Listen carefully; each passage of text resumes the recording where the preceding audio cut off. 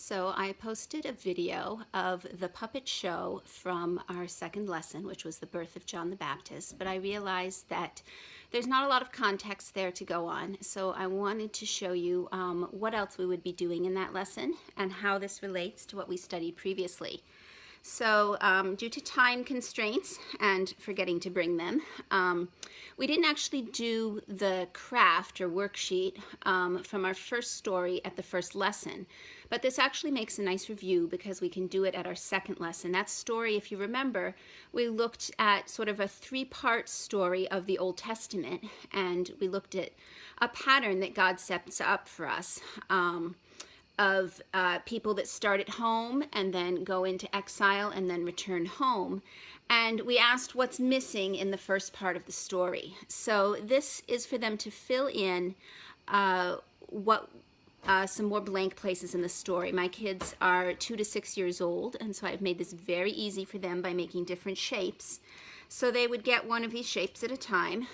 They'd probably have all of them, but they could take one at a time. And the circle, of course, I would give them glue sticks, but here I'm using tape. They would put on the circle to show what's missing. This is Adam and Eve in the garden at home, and there they are exiled from the garden. They can't get back to the tree of life.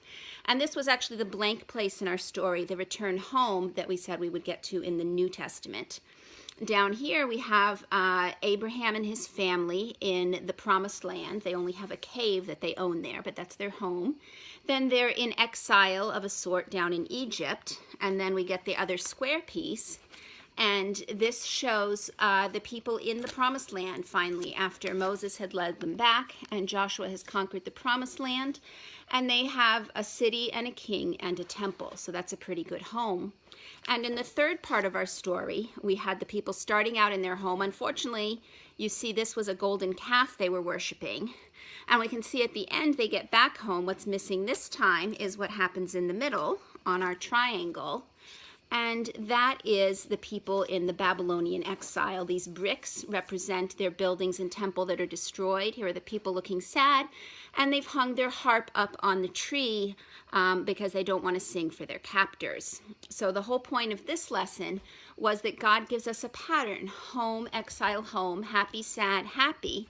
And he shows us through this pattern in various stories what's missing in the human story that began with Adam and Eve. With Genesis 1 and 2 and Genesis 3, we're missing the return home. And I said that we would get to this in the New Testament. And this week we began the New Testament. When we study this story, we're going to do it by looking at a literary device, which is characters. Of course, your 2 to 6 year olds will not understand the word characters in a story, but it's a pretty simple concept. It just means who's in the story. So this is a character sheet I made for them that shows all the characters in the story. So I might start by asking them without the character sheet, who was in the story? And I find a good question to ask for any biblical stories is, who are the characters and what do they do? Because that often tells us a lot about God and about ourselves. And if they need prompting, you can show them the sheet and they can figure out who the characters are. I debated putting names on this sheet. With older kids, you wouldn't want to. They could write in the names themselves or maybe glue little pieces of paper with the names on it. I was afraid some of the kids in my class would be able to read the names and others would just be confused by them. So I didn't want to either confuse them or give too much away. But children could be encouraged to put the names, or once they figured out who's who, the teacher could put on the names. So I've given all the people on this sheet, you notice they all have eyes, but none of them have expressions because I would want the kids to fill in expressions and to personalize these characters a little. So I haven't actually taught this lesson yet, but I imagine that they would get to these 2 characters first. This is Zechariah. He's really the main character in the story. He does the most. And he tells us he's an old man, so they could give him an expression to show how he feels, or maybe to show that he couldn't speak. They could somehow mark his mouth that way, and they could give him white hair and a white beard. That would be a good thing to encourage them to do. This is his wife. I usually do this sort of hair or headdress to mark my women. This is his wife Elizabeth, and so they could also give her white hair and they could decorate her. This, they'll pretty much figure out this is an angel, and I would probably explain to them, we don't really know what this angel looked like. We do know it's the angel Gabriel, but we don't know if he had a halo or wings. I drew my angel that way because it marks him as an angel for us, but the Bible doesn't really tell us a lot about what an angel is, other than the angel Gabriel seems to be a heavenly being, not a human being, and that angels are messengers from God. The Hebrew word for angel means messenger.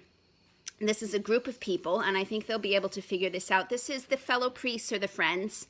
I combined them in my story. I used the same puppets, and I think that's reasonable because we know from the story that both Zechariah and Elizabeth are from priestly families. So it makes sense that Zechariah's fellow priests would be the friends, and you can give them expressions and things too. This, of course, is the baby. That might be one they even have problems getting because the baby doesn't come into the story much. And I would want to discuss also what we know about the baby and what he's going to be and what he's going to do. We'll come back to that in a second. This is a character they might not get, especially with younger children. I don't expect them to get this, but older children might. There's somebody else in the story that's not obvious, but that is an actor in the story that does things. And you can probably guess that that is God. And you can talk about what God does. He answers Zechariah and Elizabeth's prayers, and he gives a baby. So we get back to that baby. I said we should talk about what we know about John the Baptist. Zechariah is the main character in this story, but he's a pretty minor character in the Bible.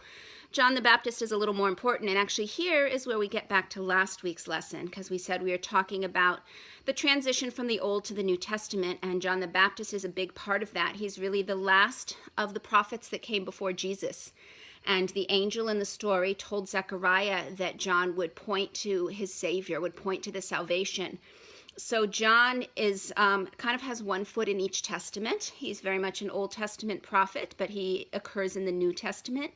And while all the Old Testament prophets point to Jesus, John the Baptist does it in a very physical and real and literal way that the others couldn't because they didn't coexist with Jesus on this earth. So then we would talk about how John the Baptist points to the solution back on this page. He points to what's going to go here. We said that the people need a return home and they need a happy ending. And John the Baptist is going to be the one that first points to where that happy ending is going to come in.